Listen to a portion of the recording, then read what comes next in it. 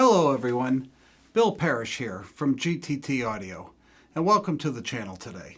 Well, if you've paid attention to the last couple of videos, you know that this is press week here at GTT Audio featuring the Vivid Audio Moya M1 with special guest Laurence Dickie. And what we're doing is a series of videos and bringing in different guests to talk to Dick. So let's get on with it. Hello everyone, here we are again, back with Laurence Dickie of Vivid Audio, and today we have Dean Waters of Positive Feedback. Welcome, Dean. Good to be here. You know, you guys have seen Dean a couple of times. He appeared on the channel in the spring. Dean had stopped in with the David Robinsons and on the way to Munich. Yes. On the way to Munich this year. Yep. And speaking of Munich, yeah, speaking of Munich, for those that have said that they want to go to Munich, that, you know, that one day they want to go to Munich, you have one more opportunity, and that's this coming show in 2025. Munich is going to be no more, but that doesn't mean that the show is dead, because the show is as alive as ever. It is actually called High End, but we've dubbed it the Munich Show.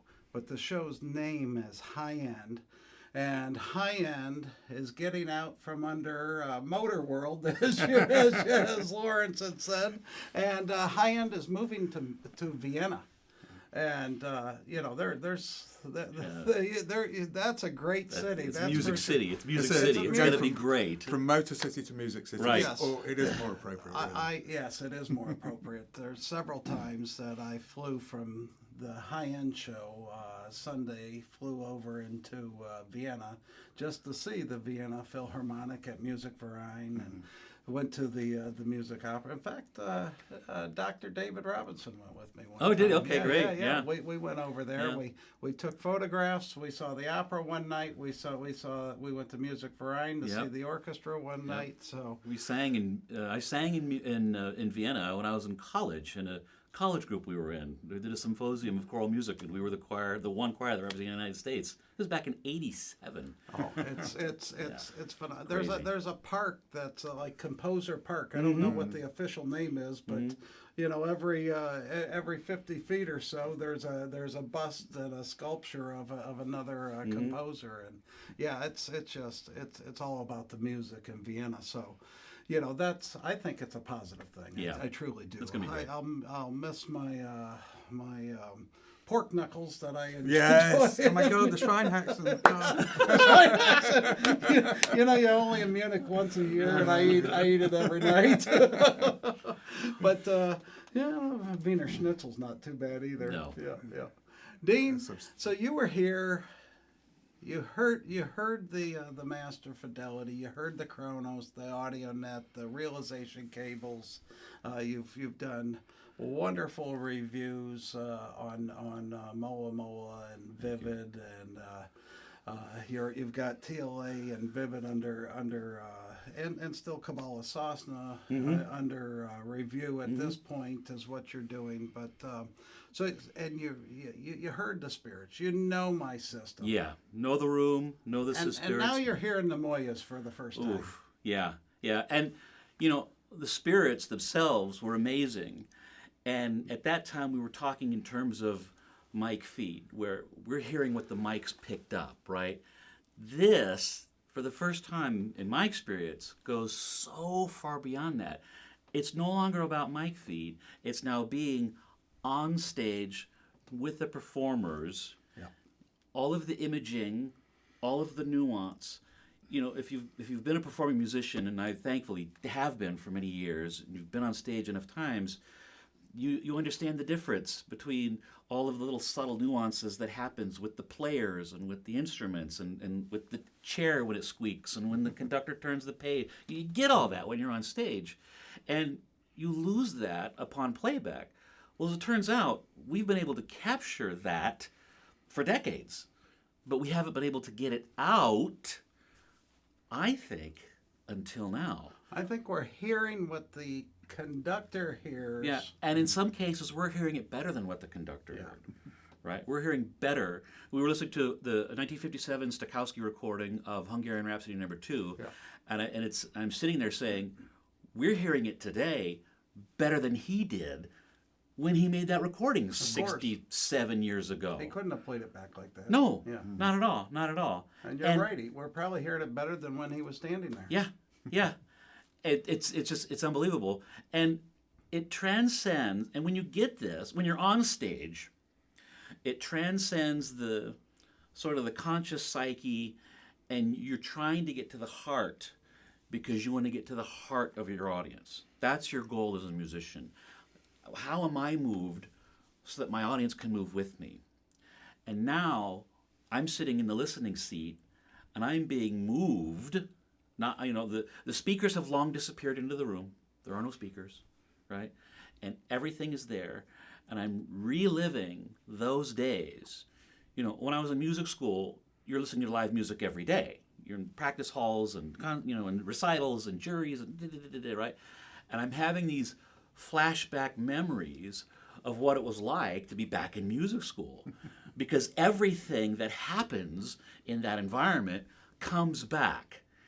And one of the realizations that I had in listening to this stuff, which we'll talk about in a little bit here, is in music, you need so much more emphasis or power availability in the lower frequencies to balance out the mids and the high end, right? For sure. If you look at some of the best singing organizations in the world, okay, ideally, you go to any conductor or any director of a large choral ensemble and say, what mix would you like of your group? And they would say, I want 45% basses, 15%,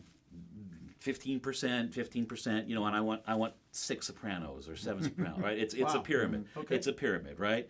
And my love is barbershop music, so it's all 4-part a cappella music. Right. And in the great choruses, it's 50%, 60% basses. And then we go up from there, and we want just a handful of tenors. Because those higher frequencies have so much more energy. Now all of a sudden, we have enough low energy, not only to balance the high, but remember, we're sitting in that room, and I kept saying, this 200 to 500 hertz range, right? That's where the butter is. And all of a sudden, it's balanced properly, right? With all the clarity, all the imaging, everything you could ever want. Just phenomenal. Just really, really phenomenal what you've done. I mean, I always draw the analogy with a window onto the performance, and we've always said, when we give our presentations, that it's all about getting the clearest window onto the performance. I like to think that we've finally opened the window. Yeah.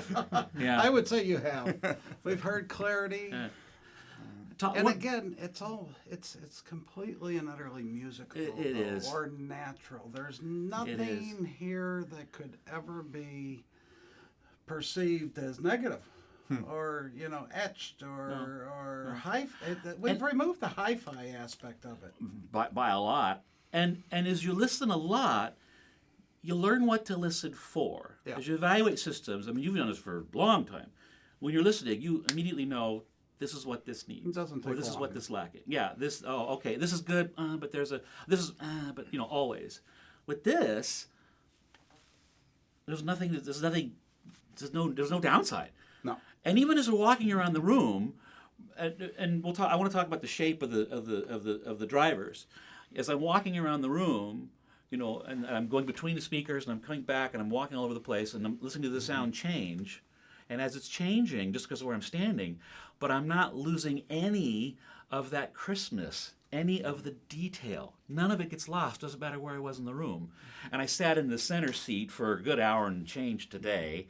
And then when I got up and walked behind, right by the desk, I said, "It sounds the same. Yeah. It didn't change." Yeah. Right. I didn't have to sit in that exact spot, because in live music, the music is everywhere in the room. When the band is playing, or the orchestra is playing, or the choir is singing, you can get up and go to a different part of the room, and they haven't changed. Why should it change based on where I'm standing? No, absolutely. And it doesn't change now. I'm sorry, go ahead. No. I find it's really important that the dispersion from each driver is smoothly matched, and that you get exactly that, a smooth response wherever you stand or sit in the room. And I've always said with gear, going back to gear that you can be lying on the floor reading a book or being completely off axis, and you still get a very smooth overall Yes. response. And I think that's quite an important fact. And of course, it also means that any reflections off the wall are also smooth. And I think, you know, all of these contribute to the final smooth power response. One of the comments we mentioned yesterday was from low to high was one voice. Right? As you move from this set of drivers to this pair of drivers to then these individual drivers, as you go all the way up, the sonic characteristic doesn't change, nor does the balance, which I think is even more amazing. Right?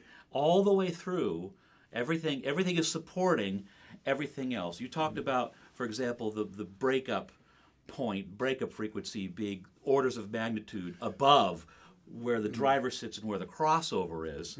So there's none of this harshness as you go from this range to that range. Absolutely. A fundamental design rule is that the breakup of each driver should be substantially, I've always said at least 2 octaves, but in practice it's more than that, above the minus 3 dB point or 6 dB point of each band of each driver. So really, you know, as I say, the breakup, resonance, harshness, it's completely safely out of band. There is another aspect. I used to call it consistency of philosophy, and what I mean there, philosophy of you know, the approach to the driver in each band. To have widely disparate drivers, cone materials, whatever, between bands, I think is asking for trouble, because if they have a character, then you'll hear that transition from one to another, be it the character of the material or the polar response, the dispersion.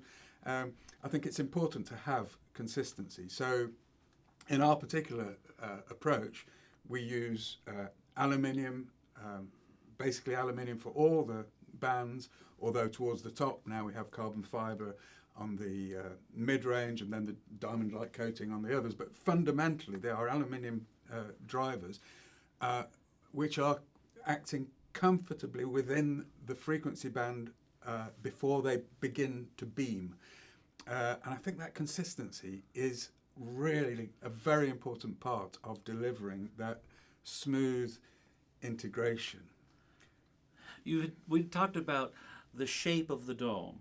And rather than just being a pure cone, a pure round cone, you had this discovery to be found in nature. Like if you were to hang a chain or a spider web, it's not a circle. It's actually, I call it Catenary dome, but I think I say it wrong. No, we're all. It's the shape found in nature. That's right. I say catenary, you say catenary. Tomato, tomato. Tomato, tomato. Well, but what Call the whole thing off. But what I hear is, rather than being highly directional as high frequencies like to be, right? There's this wonderful dispersion across the entire soundstage. Again, you can go anywhere within that dispersion, and you're not noticing a change in the high frequency. And I'm guessing that has a lot to do with the shape that you found with those drivers. Well, the important thing about the shape of the dome and the edge stiffening that we use in both the D50 and D26, it's all about pushing this first breakup out of band. The dispersion character is actually more fundamentally associated with the diameter of the driver, but we are very careful that the band stops before the driver starts to beam, at least with the 100 and the 50 millimeter drivers. Of course, when you get to the tweeter, the 26 millimeter, eventually it will start to beam, but it's a very gentle and natural beaming. It's not like a horn where you get a laser beam of high frequency sound. It's a very gentle roll off. So yeah, the catenary, the fact that the dome is rather deeper with our catenary does help also a little with the off-axis response, but fundamentally the catenary is about that first breakup and getting it safely out of band. Right. And the other thing is, there's no what I would call phase, no comb filtering, no phase inconsistencies, right? The coherence is unlike anything I've heard, all the way up and down the range. There's no holes in the frequency, you know. Right. Well, that of course is really down to the crossover design. and I can assure you, I spend a lot of time with the crossover design because there really is no point having a bunch of, I'll use the word perfect loosely, drivers if you then mash them together without due consideration for, as you say, the phase response as well as the SPL response of each driver. I actually really enjoy designing passive crossovers. So, and I will take it to the nth degree. With Moya being a 5-way system, it did bring in new challenges. So whereas in the past I've always simply said we adopt fourth order Linkwitz-Riley, which is fourth order slopes minus 6 dB, which sums perfectly at crossover. The drivers are in phase. It's all very lovely and works according to the principle as long as it's just a 2-way system. The problem comes when you have multi-way systems and the crossovers start to affect each other. But as long as they're like 4 octaves apart, it's okay. But with a 5-way system like Moya, they're awfully close. Those crossover points are getting close. And in fact, we had to gently cast aside the traditional Linkwitz-Riley alignment and pursue a new approach, really, to the specifics of the crossover filter designs in order to get that perfect summation. And I'm very pleased to say that we have achieved that. Yeah, I hadn't heard that. It took a while, but we have done it. Well, it adds I would say you nailed it. well, and I would say it adds to the coherence. Yeah. Right. One of the first things we said. Complete linearity and coherence throughout. Yes, we said it's a transcendent experience, and you can't. And I'm convinced now you can't have that without that coherence, because anything that distracts pulls you away. Yeah. So now we've removed distractions. That it draws you in, and it's an interactive experience, and it's immersive. Yeah. Yeah. Now I'm going to date myself a little bit here. When I was younger, when we were kids, we had the Farrah Fawcett Major poster on the wall. I had one. We had the Lamborghini Coutage poster on the wall, and we had the Nautilus speaker. And I remember the shell and the long. I call them spikes back then. Now I know they're tapered tubes, but we didn't know what they were back then. But as you demonstrated, that tapered tube technology with the little demo that you did in the room, and then thinking back to what the speakers had when they had them back then. So I had asked you the other day, I said, is this what would be the inevitable evolution of what the Nautilus eventually became? Well, yes, in a sense it is. The Nautilus was a stepping stone on the way to this. We've learnt quite a few little tricks since then. It's sort of the beginning of it all. Yeah, it that's really Genesis. was. To me, it was Genesis. The most important feature was, of course, the tapered tube. It's a really simple technology which really works. It's so effective and yet so tolerant. There's a little fact about the Nautilus is those tubes are actually much longer than they need to be. And it was a purely aesthetic thing, It was to balance the look. Right. But, as I say, longer than they need to be. They work 100% perfectly. The tweeter tube really only needs to be about that long, the mid about that long. But, no, it was a very, very important and formative step on, for me and, for my understanding of loudspeaker engineering. But, of course, let's not forget that the Nautilus was active. And even though when we started Vivid Audio, myself and Philip, it was a very pragmatic decision that we should go for passive filtering because, as Philip said at the time, we're a new company creating technology in a country which really doesn't have a reputation for it, in funny shaped boxes. If we make them active as well, we might as well burn the money and go fishing. So we have to start with passive filters, which was fine. And do you know what? As I say, I adopted network analysis and optimization software at the time, and I kind of got into passive filter design, and it's only grown since then. But in the back of my mind, there was all this niggling feeling that perhaps active was still the non plus ultra. Okay. And it's 10 years ago, actually, Philip and I rigged up a pair of G2s with an active filter, and I was absolutely meticulous about matching the frequency responses of each band between the two, and we rigged up a double-blind test, and you know, we could not spot the difference. Really, genuinely, we couldn't hear it. Yeah, your speakers are so alive and so transparent, and those crossovers don't rob power like everyone else's Well, do. that's it. And so at that point, I said, you know what? We don't make amplifiers. Let's stick to the passive approach. Yeah. And we've carried on to this day. And well, I'm just really, really happy with the way it's all gelling together. Well, and the efficiency then is obviously a lot higher. Yes, the efficiency. Well, of course, the efficiency is very much because of the size of the thing. You know, each time you double the area, you get 3 more decibels for free. So we've quadrupled it compared to the G1 S. So we have effectively 6 decibels of extra efficiency for free. We haven't made it 6 dB more efficient. We've made it more extended in the bottom end. You can always trade these things. So whereas G1S it goes down to port tuning is 24 hertz. Here we've gone down to 19 hertz. So you know, really, right down to the limit of and all the clarity that low. You know, the basic, even we're taking the bass extension down lower, but we're not getting dirt or mud or slop. We're getting all this. You know, we're hearing all the Pure double transparency. Yeah, exactly. You know, we're playing the organ pieces, and they got the 32-foot stops, the big open diapasons going.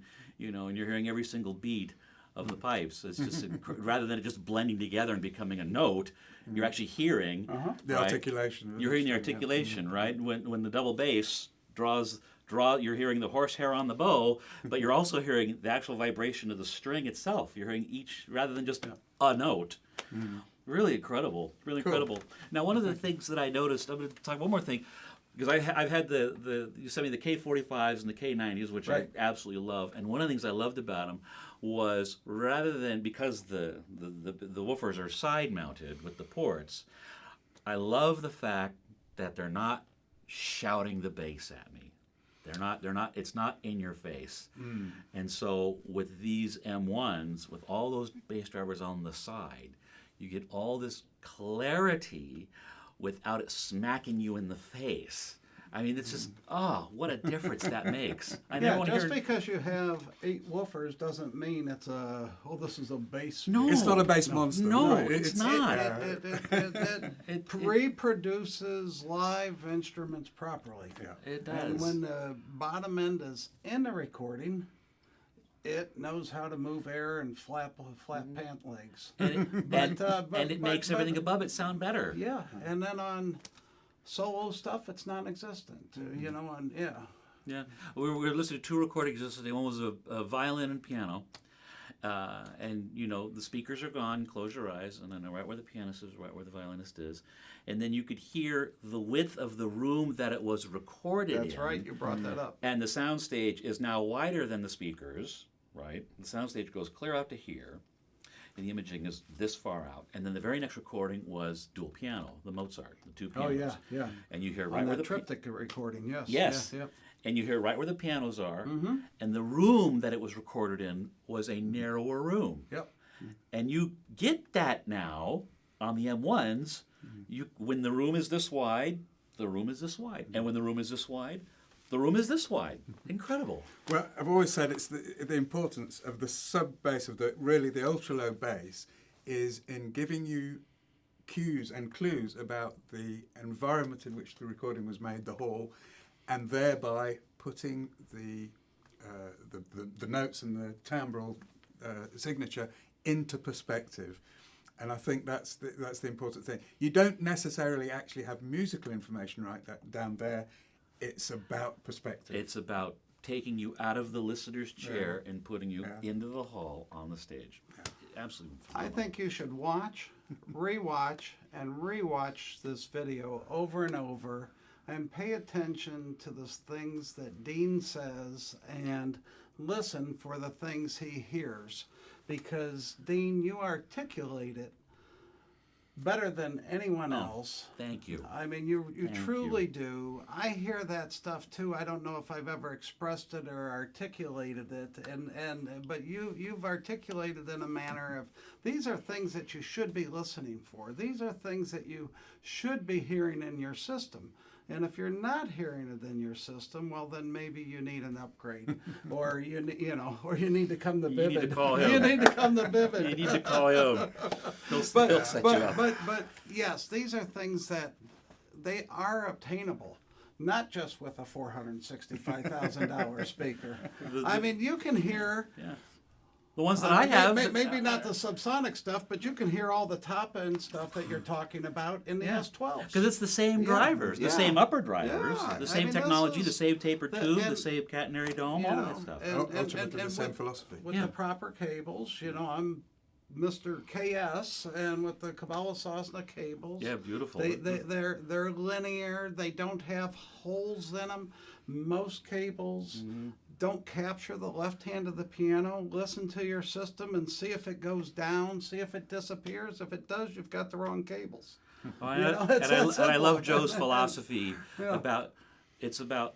It's not about the copper. It's not about this. It's not about this. It's about everything. It's a recipe. It's the recipe. It's a recipe. It's the recipe. Right. And he spent all his time listening. He told me the story. He spent all his time listening here, and then he said, "Oh, I need to make it. Okay, I need to do." And he would go and, "Okay, what about this?" Okay, and he kept doing it until he was happy with it. Yeah. Well. Now he has a pair of spirits at his place, so he's created his own test bed. Yeah. Well, listen, we're gonna. Yes. I want to say it's been an honor and a pleasure meeting you at first in Munich and then again here and talking to you about your amazing creation. I'm just absolutely in love. Thanks so much. And to you, kind sir, for hosting, the host with the most. You're just absolutely phenomenal. Thank you so much. Thank you for coming. Pleasure. I really appreciate it. Take care, guys.